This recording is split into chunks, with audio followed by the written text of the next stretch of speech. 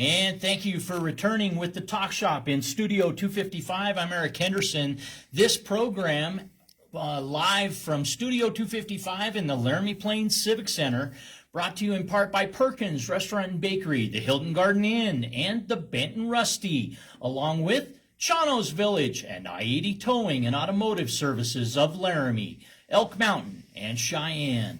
And we've got Brent, candidate for Wyoming governor, making Wyoming #1. You talk about restoring trust in Wyoming government. Brent, thank you for joining us this morning. This is our third of 3 segments with you today. You've got a full schedule ahead. You've got 11 to 1 today. You'll be at Bernie's restaurant in West Laramie, and the address for that, for folks that might want to join you there, 367 Snowy Range Road. That's people first stop, 11 to 1 at Bernie's Mexican Restaurant. And then in the afternoon, you'll find yourself at WyoTech, Wyoming Technical Institute, a stronghold for vocation education training in Laramie, Wyoming. Born here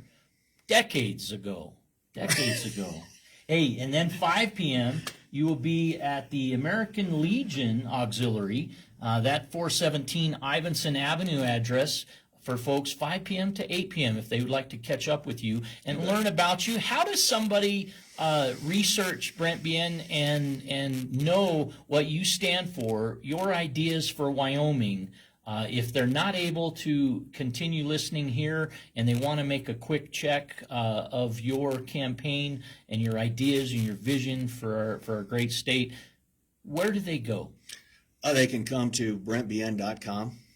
That's a good website. We've got the calendar on there. We've got my platform. My resume's on there if people are interested. And, of course, they can always call 307-763-3442 and email. So if they've got something, some niche issue, whatever it is, I'm more than willing to talk through it. I always say that tomorrow starts today. That's right. And in our earlier segments, you said something that one in our audience texted into the studio and asked more about. You talk about a gross overcollection of monies in the state of Wyoming. Yeah. Talk more about that for this listener, if you would. Well, what we've seen since FY19, really, and that's been since Governor Gordon's been in there, is we've had an overcollection of roughly $9 billion. And we got to remember that this is all taxpayer revenue, and that's a lot of money. So it's as we look at a $34 billion everybody calls it the rainy day account, the savings account, whatever you want to call it. And it is, a lot of that resides in the contingency fund for some government entities. They call, right. I know in Albany County, I've heard elected officials talk about wanting a 6-month reserve so that if something happens, they have operational funds to carry over to spell a period of time. But we're well beyond 6 months in accrual. We are. And we got to remember, too, like we talked earlier, is that's not, if all hell breaks loose, then that's not going to put food on anybody's table. It's not going to put any gas in their truck. It's not going to do any of those kind of things. That is only to sustain government. That's it. So and again, I'm all about savings. I'm all about the contingencies. But, it is one of those things that we really got to take a hard look at and see what's the requirement for this. Another topic we touched on, the resources of our great state and topics of budget consideration in the Wyoming legislature. You talk about taxation and elections. Those two key areas are two you're watching with earnest in this 2026 legislative session. Talk more about that quickly. Yeah, I am. And, there's quite a few bills that are tax relief related and also for our elections. that are up there. There's two ways to go with elections. There's voter integrity. There's election integrity. I'm really pushing on the election integrity route. My biggest concern with voter integrity, and again, our Constitution already says that you have to be a U.S. citizen to vote. And right now, the issue is the proof of it all, if you are actually a citizen or not. But the one thing I will not allow in this state is digital ID. I just won't do it. And if we don't watch it with, voter integrity, is we got to make sure we don't go down that road of digital ID for everybody. I won't allow that. Very similarly fiscally with central-based digital currency, because all of your transactions are monitored. It can be adjusted based on ESG scoring, those kind of things. We won't allow that to happen. So what happens when a voter goes to the poll and they're in the voting booth and they hit enter on their ballot? It takes them, and they insert it into the counting machine or what have you, and you see the numerical indicator +1. Your vote has been registered. What's going on after that point in time where you've selected as a voter your selections, who you want in office to represent you? What's happening that concerns you about electronic voting? We don't know what happens because we haven't been able to get there yet. When I say that, there's a process to get to that point. In our statutes, Title 22, and all the clerks know this, is that there's a significant testing requirement that has to happen before the elections ever happen with our ES&S voting system. And there's serialization, there's all these kind of things, what type of ballots they're going to use, or what and how many, or those kind of things. But what we saw in 2024 is that before the primary, not a single county tested their machines correctly. And before the general, we saw that arguably one county, and it's Albany County, tested them incorrectly. Then we got 2022 data, and we saw the same thing. None of the machines were tested correctly. And we went back all the way back as far as we could go. So we even got some stuff that was still left over from 2020. Now, the counties are supposed to keep these on file for 22 months and since the last election. So we got everything we could get. Now, we didn't get this until last May. When you say we, who's we? Okay, we is this the voter initiative? It is. It's BCR Tell people voter about initiative. that who might just be joining us. Sure. So we created this PAC. BCR Voter Initiative is also referred to as Wyoming Voter Initiatives on Facebook. What's BCR stand for? BCR is rocket science for Brent, Cheryl, and Rich, and that's of course me. And it's three-party we. That's all right. Cheryl Aguirre up in Thermopolis, and then Rich Weber up in Story. So we put this PAC together, and we focus primarily on taxes and elections. So we partnered up with Cause of America with the elections, and we were able to get all this information, all this data. We actually brought in folks, forensic experts who were the nationwide experts on elections. We brought them in. They did it all pro bono. It was amazing. And one of these fellows, a guy by the name of Rick Weibel, he's the only one who's ever been given authorization to hack into ES&S and or Dominion. Now, both of those machines account for 80%. Test our system. This Weibel has been yeah, and he actually did it. I believe it was in front of the Pennsylvania legislature. He's been all over the nation telling everybody about these things and how susceptible they are. So he was given authority, and then within 7 minutes he broke into the system. So we know that the motherboards are made in China, okay, of ES&S. And we know that, but we're starting to find out more.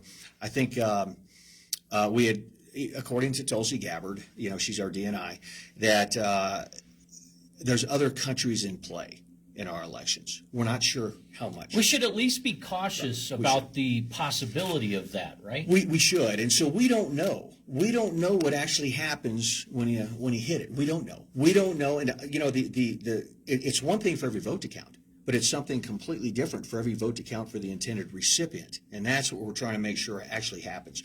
So we don't know. I want to move to resources in the state of Wyoming. Okay. Wyoming, powerful in mining and resource. Our severance taxes fund so much in the state of Wyoming.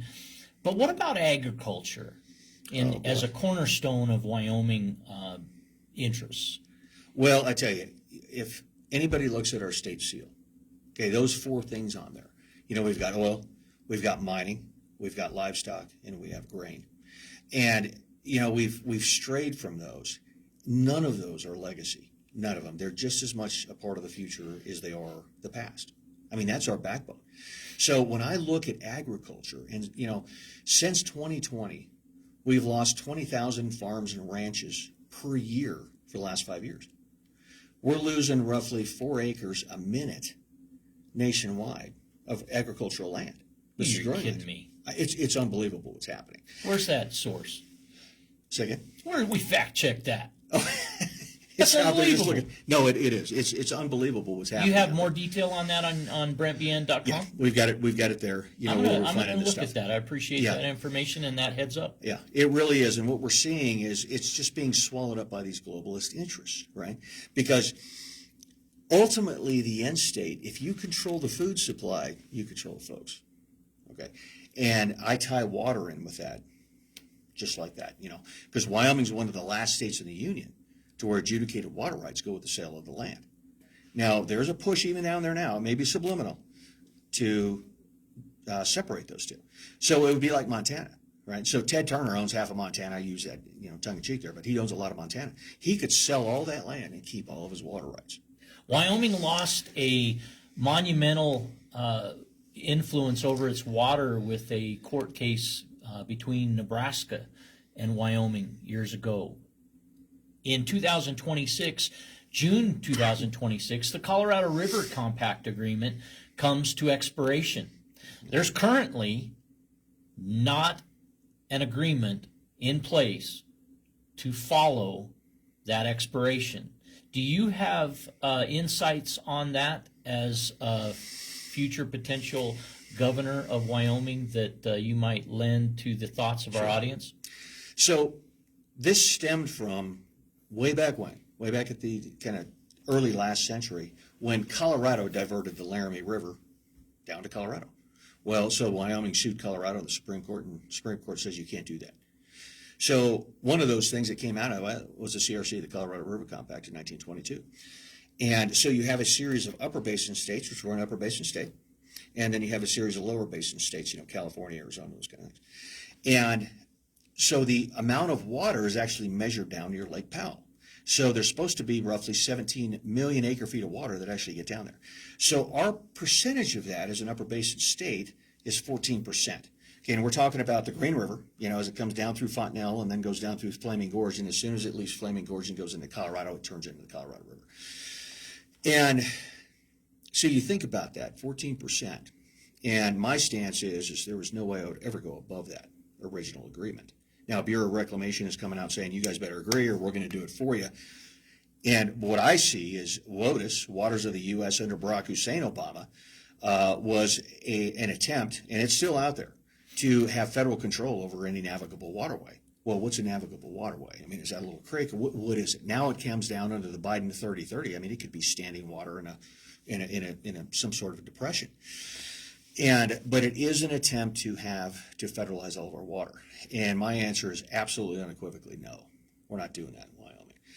And, I look at it to where, we are not responsible for California's mismanagement of water. We're just not. They have an endless supply of water directly to the west of them. But they need coal or they need gas to desalinate. And they don't want to do that. And that's their problem.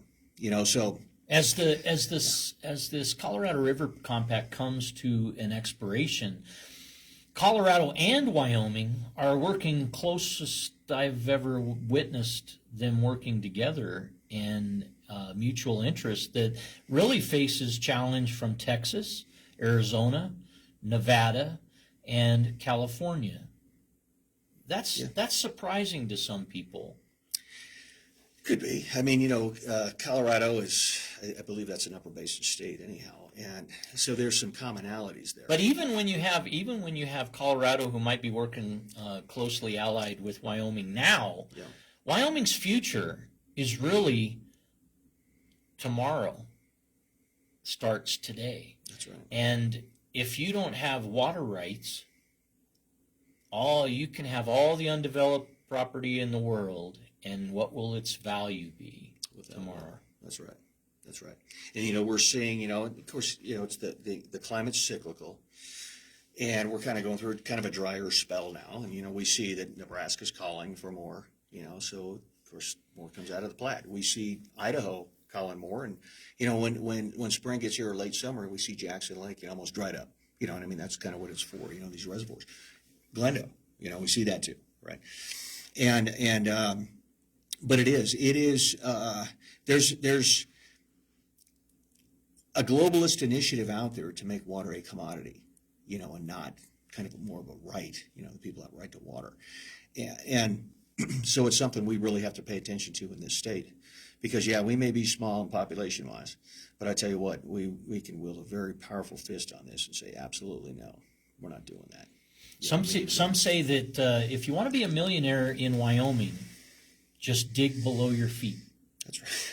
Well, imagine if Wyoming's ultimate solution to bringing people back to Wyoming, if keeping graduates of Wyoming in Wyoming, perhaps it's our water. And if we don't sustain the control of our water interests, what does our future hold in Wyoming? Well, that's right. And I will tell you, that's why I'm opposed to hydrogen mining, right? So what goes on here is we'll get these kind of like the pronghorn H2 up there in Converse County. Is the objective there was to dig deep wells and then pull out that water down there. Well, I mean, Newton had it right. Gravity's 9.81 meters per second squared. I mean, and those upper aquifers are always going to, go down. We saw this in Gillette. We saw it in Kansas. We saw it in all these other places. Rise and fall. That's right. The thing is we get over 70% of our hydrogen from natural gas. We just pull it right off of that. And we've got more natural gas than just about anybody around. So why would we take it out of our water in a semi-arid state like Wyoming is? Why would we ever do that? I mean, it doesn't make any sense. And it's being pushed by the coastal states, California, Washington, Oregon, because there are those green states, the ultra liberal, and they don't want it taken out of natural gas. They want it actually extracted from water. And it's like, you're going to get what we give you, period. That's the way I look at it. But we're not going to take it out of our water sources. We're not going to, not on my watch, we're not going to do it. You're talking about energy in the state of Wyoming, beyond ag and what you talk about in terms of control of the populace, given our food supply. Yeah. What's happening with energy in terms of controlling Wyoming with respect to energy decisions internationally or across the country? I think what we're starting to see is the culmination over decades now of false narratives that, quote, quote, fossil fuels are bad. Now, folks, these are not fossil fuels. They don't come from fossils. They're organic. I always call them organic. They're all regenerative, although it takes a while. We know that oil is the second most prevalent liquid on the planet. And it was the reason why Rockefeller, way back when, bought all the refineries and shut them all down so we could monopolize into Standard Oil. So they're just as much of our future as they are our past. And the technologies we have nowadays, I mean, we can get so much more out of a barrel of oil. We can get so much more out of a lump of coal. And the same thing with natural gas.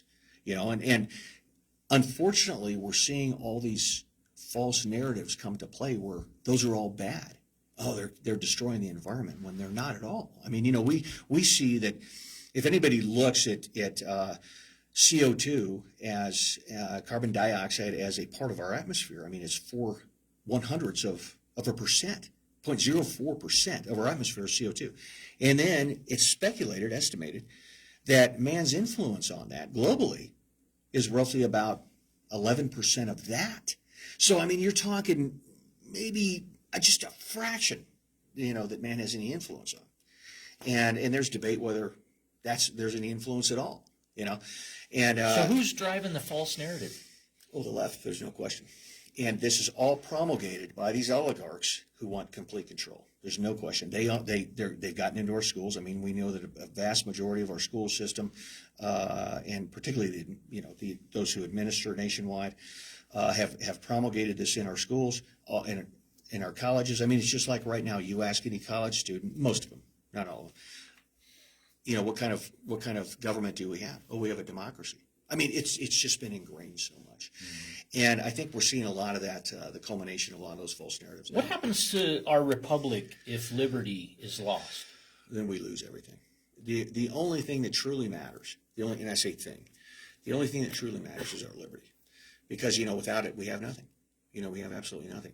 And that's the beauty of being an American. And that's what, your viewers and your listeners out there, it's like, guys, we have to remember who we are. I mean, we are Americans. I mean, we are the greatest civilization in the world. And we just happen to be Wyoming Americans, right? Living in the greatest state and the greatest nation in the history of the world. But people have to remember who we are, because it was that indomitable spirit as Americans that where no challenge was too big. We were going to do it.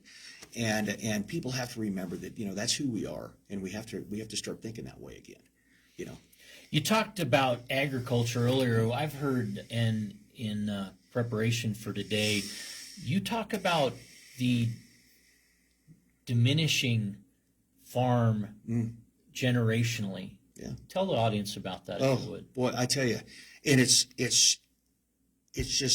hits my heartstrings when I see this, because I mean that's what made when I was younger. I mean, a big ranch was who knows how many tens of thousands of acres. Now a big one is a lot smaller than that, and we've seen the consolidation of a lot of them. A lot of this taken out of production. CRP, the Conservation Reserve Program, which all started with good intentions back in the 80s under Reagan, because we were feeding the world 10 times over. Well, then it's like, okay, hey, let's not, let's put this land in reserve, but what we're seeing right now is that so much of it's been taken out and so much of it's been bought, because it kind of comes down to what's the root cause of why are these ranchers and farmers doing this? Why do their kids not want to assume their ranches? Why are these not going down to the second, the third, the fourth generation? Property tax inflation could definitely be there's no question that's credited with part of that, couldn't it? No, there's no question. There's no question. So if you look at increasing property taxes escalate, and when frankly when an elderly leader of a family passes, the family decides whether or not they continue, and the upcoming tax bill around the corner tends to be one of the things where things start getting subdivided and farmland, ranch land become lost. Yeah, and that's what we don't want. That's what we don't want. We got to ask ourselves, why is the suicide rate of growers surpassing that of veterans? Why is this happening? Nobody's looking at root cause. All they want to do is address symptoms out in our legislatures, like with taxes. Okay, we have all suicide rate marvels that of the military. Well, that's what I'm saying. I mean, it's starting to supersede that, and it's like, why is this happening? And again, I'm not a rancher, I'm not a farmer, but I do know what 100 to 120 hour work weeks are, because I've done it for weeks on end, and I understand that whole work ethic. And it's like, okay, what's really going on here? So if you look at the taxes, if you look at the overbearing regulations, if you look at the cost of fertilizers, if you look at the cost of equipment, if you look at the cost of fuel, because a bushel of corn really isn't much more than it was back in the mid-'70s. But, a ton of fertilizer, it was a fraction of the cost it was back then. A gallon of diesel way back then was, 60 cents maybe. Now it's $3.50 a gallon. And, a combine may have been $30,000 or $40,000 then. Now, shoot, it's over $1 million. So, I mean, these guys can't get ahead. And then we sit here and we look at crop insurance, and it's like, why would we even think as a nation we need crop insurance? And then there's certain crops in there that well, you have to grow these crops to get crop insurance. So it puts them in a corner. It's like, well, if they don't have crop insurance, then they can't get a loan, to buy a new piece of equipment. I mean, it's so counterintuitive. As a candidate for Wyoming governor, you're talking about returning taxes to the taxpayer. You're talking about ending property tax. How are you going to fund our state needs as a government to operate in the interests you do reserve to be the responsibility of governor of Wyoming? Minerals. There's no question. We need to expand that. And, and we got to cut the size of our government. We have to. But if we do that, but if I can hear it now. If we do that, people aren't going to mine in Wyoming. They're not going to develop energy in Wyoming. Do you hear that challenge? Not if. Well, here's what I hear. In fact, I had a great conversation last night in Cheyenne, from a gal who was in the oil industry. And I said, no, I said, any permit that's out there right now, assuming that, it's gone through the correct vetting process and everything else to drill, I said, we're drilling. I said, none of this stuff is going to sit on my desk because I want this going. And, we've made such incredible leaps and bounds when it comes down to even drilling technology, fracking, those kind of things, and what we can get out of a barrel of oil. Coal in itself is a miracle fuel. You can get hydrogen out of it. It's just an incredible thing. You can get coal gas out of it to run vehicles. And the same thing with natural gas. There's so many things there. And then, of course, trona, potash, all those things.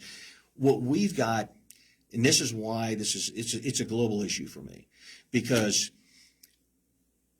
interstate commerce, there's no coastal state should ever prevent us from selling our product to whomever we want, whether it's the Pacific Rim, whether it's India, whether it's these emerging nations like the BRICS, the Brazil, Russia, India, China, Saudi Arabia. And there's more in there. But we're really seeing a lot in India right now because they're exploding. They're trying to go from a third world nation to a second world nation, which roughly equates to having 1 meal a day to 2 meals a day.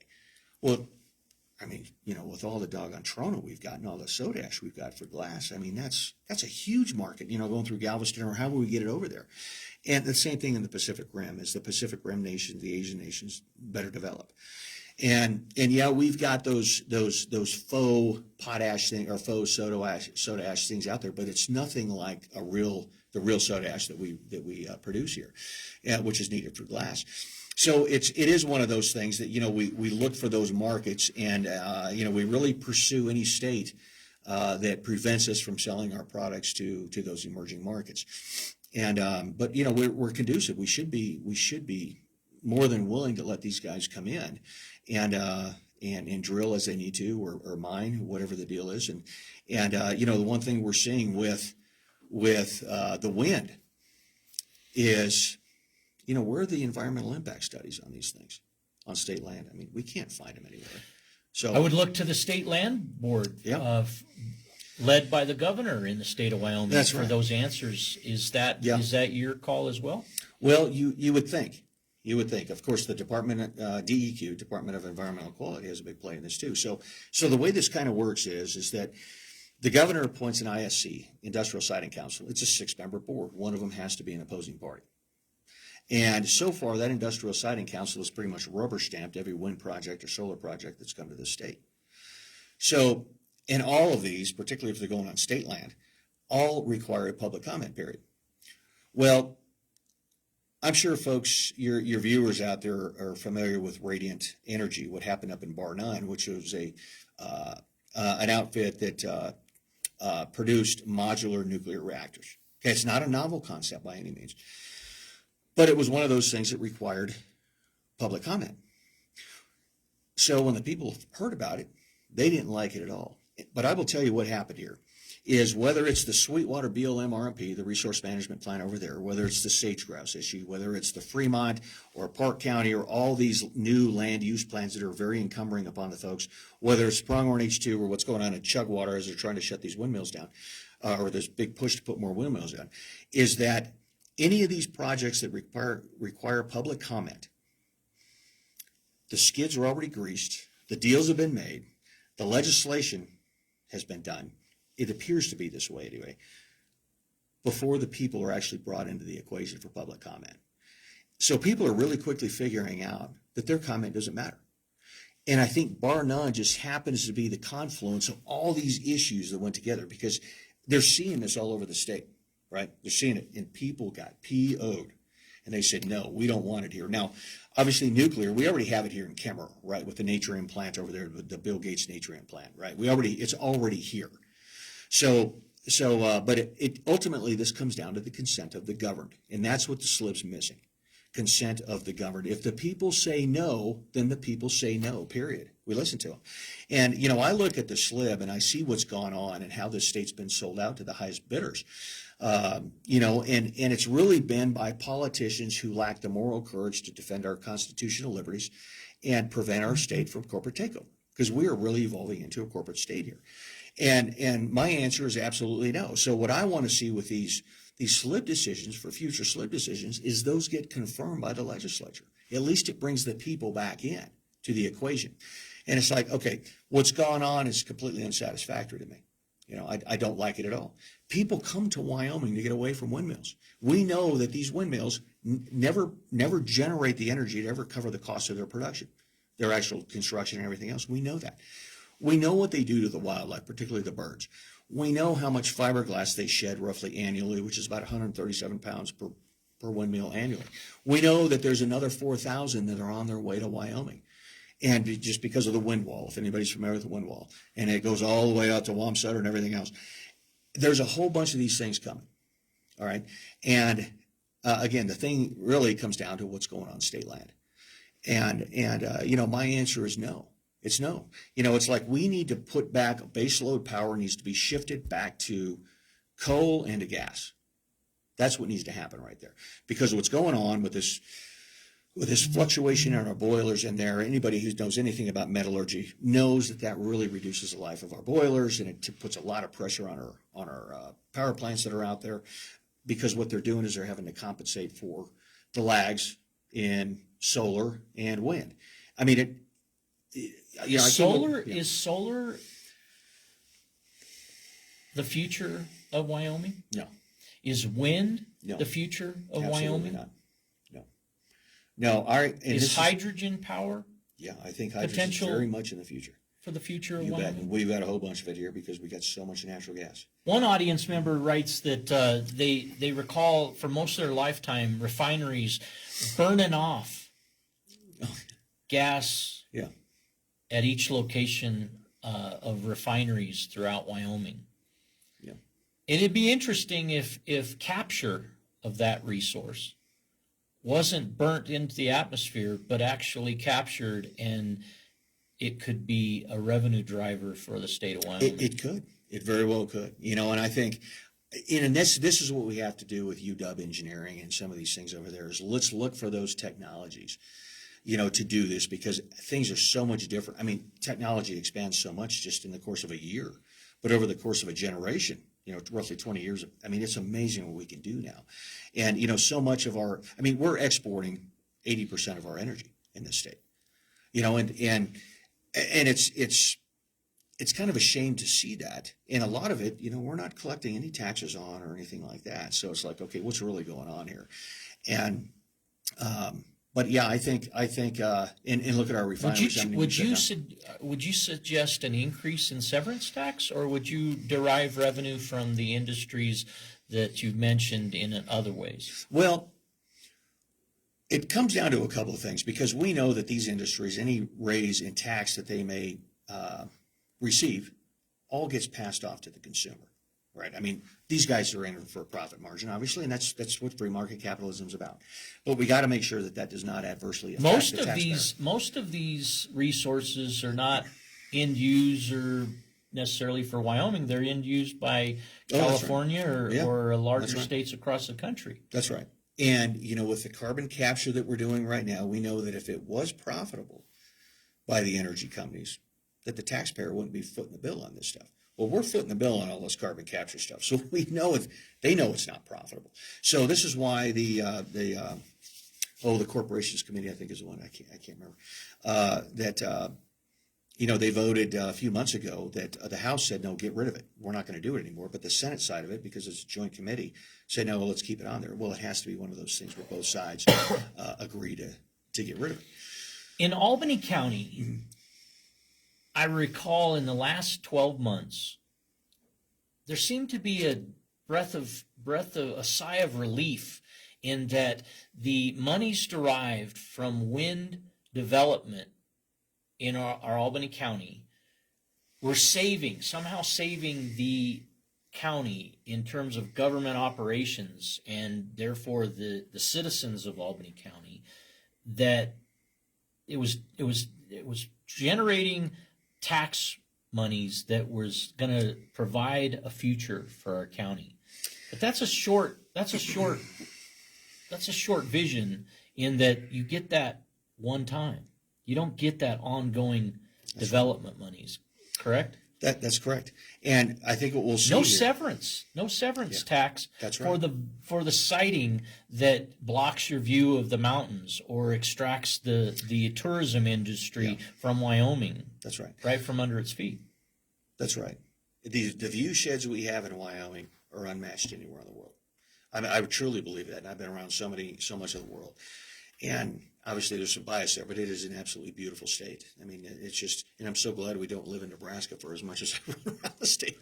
But it's the Inflation Reduction Act, all that funding is going to end in October. Right? So I think this is one reason why we're seeing all these green energy companies wanting to throw everything at the wall to see what sticks, right? Because once that's gone, it's gone. A lot of these subsidies, because it's all taxpayer money. Everybody says, well, it's, some people may say it's federal money, it's grant money, whatever it is, but it's all taxpayer money ultimately. It just depends upon which pot it is derived. But there's an argument out there. Well, it's private property. Okay, I got it. Has it been rezoned as industrial?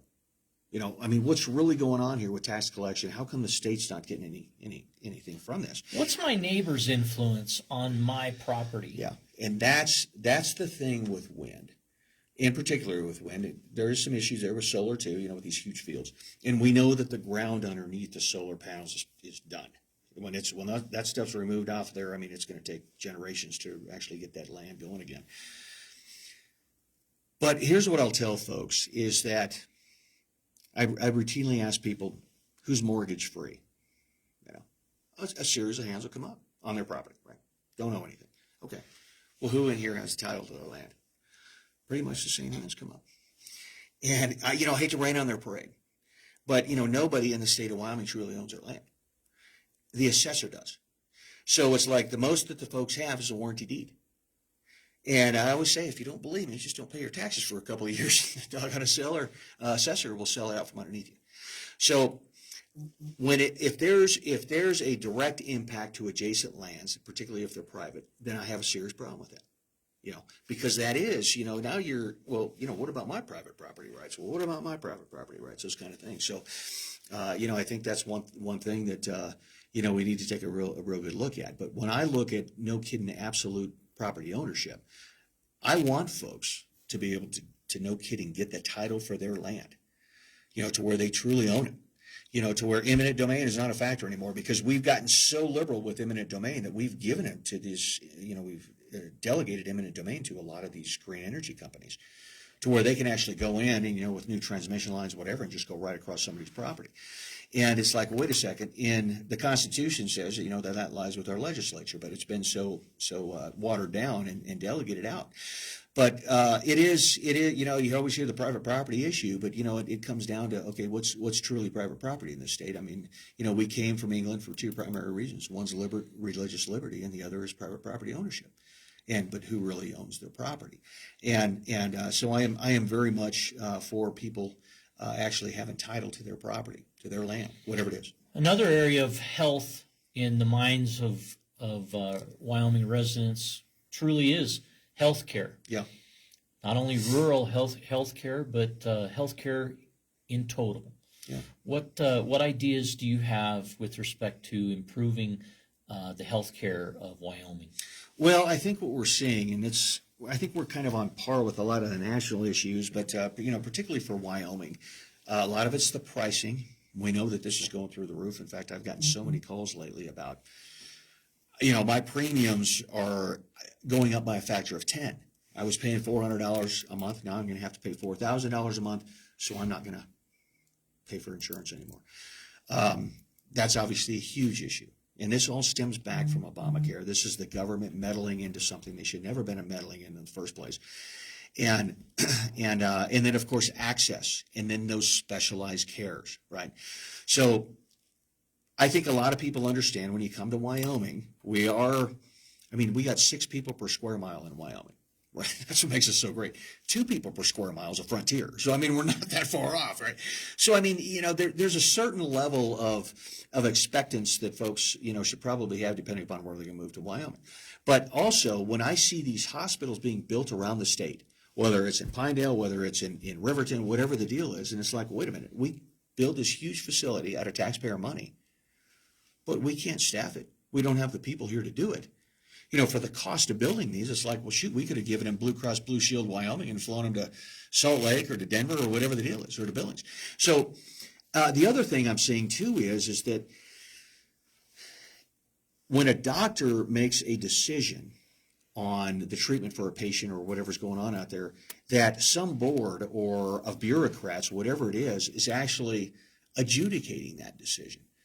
So it's like, hold on a second, this doctor, maybe nurses, also nurses, make this decision, but then there's some board that's saying, no, that's not the right decision. So I really think that we need to put doctors back in charge of the hospitals. We got to get rid of this middle bureaucratic mess that we've got going on here. And I think that we did apply for, a certain, and I can't remember how many millions of dollars, for rural health care, those kind of things. I do think that Wyoming is a perfect test bed in fact, before I go down there, I've met so many docs around this state, just incredible people. And I'm like, so what I've kind of said is, guys, I need to know what needs to happen here. Because in Wyoming, we can do it. We're the wealthiest state in the nation per capita, right? We've got the lowest population of any state in the nation. So it's like, why in the world can't we fix this? Why can't we do this? But I don't want any bureaucrats telling us. It comes down to the docs, and I've told so many of them, I want to put you guys in a room. I want to lock the door and take your cell phones and give me legislation on how to fix this stuff, because I want to know. But I do think we need to look by at our failure to decide our own destiny? Oh, the people do. Oh, who gains? Who gains? Oh, the insurance companies, without a doubt. I'm not sure where our insurance commissioner is with all of this. I mean, and that's the thing with the. Is that an appointed position? As far as I know, or is it a staff? I believe it's an appointed. I'll have to check on that one. Yeah. I don't know. Brent Bien, our guest here on the Talk Shop, as part of our Candidate Awareness Tour 2026. We've had the pleasure of our time today. We've got one additional text message that comes in, Brent, that they're really concerned about in Albany County, and they say throughout the country, affordable housing. What do you hear in 23 counties on affordable housing, and as a future elected representative in the gubernatorial race, what say you with respect to affordable housing ideas? First off, affordable housing is not the job of the government, period. It's not.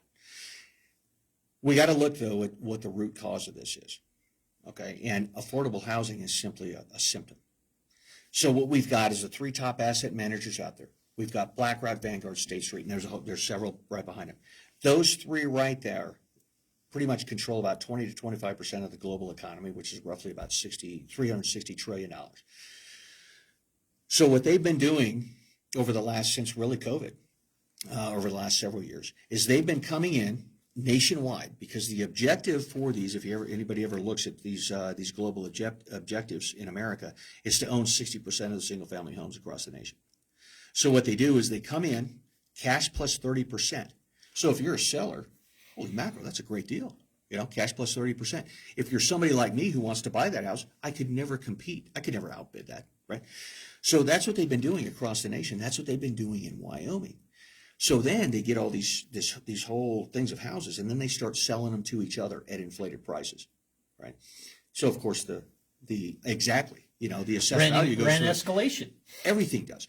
And then we're on the CAMA system, the computer assisted mass appraisal system in this state, which I want to get rid of, because potentially your property could be compared with somebody in Tennessee or whatever, right? It's like, that's not comparable.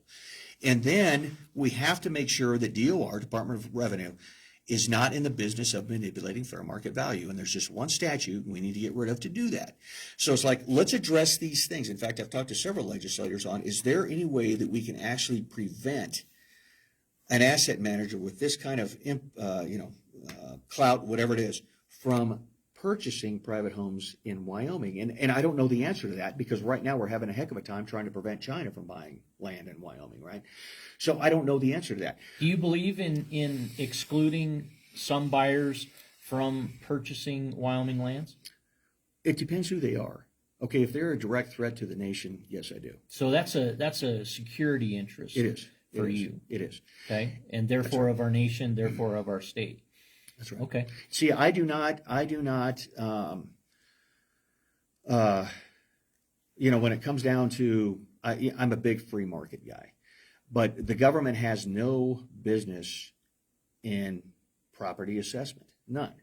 But that's how it is, and we've been doing it for so long, and people think that's normal. It's like, well, that's not the way it was ever supposed to be, but that's the way it is. And if you do away with property taxes, you have no further need of that assessment, huh? Don't say that too later. But yeah, no, but I think it was funny because every once in a while I'll stop in at assessors around the state, and there's a couple of them, they're pretty good to go. And I said, guys, I'm going to make your life so much easier because I'm going to get residential property tax, and you won't have all these exemptions, that you got to. But the thing is specifically with residential, because that's really what I've been hitting on, and because I know all the growers out there, they're all talking about property tax, and I got that. But they all also live in a home, okay, and that falls under the residential. And ultimately, I do think that we can get rid of it all. But when I look at residential only comprises 3% of our annual revenue in this state. 3%. And it's like, you mean to tell me we can't get rid of residential property tax? And again, when I go back to, this is a heavy retirement state with people on fixed income. And I've heard so many stories. My husband and I built this house back in the 50s. It's been paid for Lord knows how many generations, but they can't pay the property tax. Or their Social Security is not covering, and they're having a heck of a time. They're staying in their home, one of those things, but they're having a heck of a time. And I'm like, that is not what the American dream's about at all. And they raised their family in that house. It's just so un-Wyoming. It's so un-American. And it bothers me that there's so many down in Cheyenne and across the state and across the nation that think that's acceptable. It's not acceptable to me. Brent Bien, you've been most gracious with your time here today at the Talk Shop in Studio 255 of the Laramie Plains Civic Center. You came prepared to talk about so many topics. What have we not covered that before you leave today, you want to make sure that we touch on, and closing comment is yours, sir? Well, I want people to get involved. Okay, we've got to get the word out there. I cannot harp on it enough that, at the national level, at the executive level, we have a permissive environment to get Wyoming back on track. But unfortunately, we only have a couple of years to do that. And so we need all levels, city council, county commissioners, mayors, legislators. We need those people who truly believe in the greatness of our state and the greatness of America, to get it back to what it's supposed to be. None of my policies are regressive. They're all just trying to get back to normal. And people can best determine, their goals in their life, and I want them to have that. But the only way to make a constitutional republic work is for everybody to get involved. So I really want folks out there to please spread the word out there. My campaign is not about me, it's about us, and it is all about putting the people first, and it is about making Wyoming number one, and I mean number one across the board, and everything that's good. That's what my objective is, and I will not settle for just being competitive. So I want us to be number one. So again, folks, thank you very much, Eric. Thank you so much for giving me the opportunity. And what's your website one more time? Website is brentbn.com, or phone numbers 307-763-3442. And folks, I will tell you right now is that this is an absolute grassroots across the state campaign. It's just amazing to what I've seen, what I've witnessed. I've never even heard of things like this, but that's what's taken off across the state. And I will tell you that as much as I hate asking for it, folks, I can use as much money as folks can spare, whether it's $5 or whatever it is. But we need a lot of it to get out there. But anyway. Listen to exactly how Brent Bien is one of us at Bernie's restaurant in West Laramie. That opportunity 11 to 1 today in West Side, and then the afternoon he will pass through the Wyotech campus, and then by 5 o'clock till 8 o'clock you'll find him at the American Legion, 417 Ivanson Avenue, right here in Laramie. A full day for Brent Bien, candidate for Wyoming governor. We appreciate you joining us, sir. Thank you, Eric.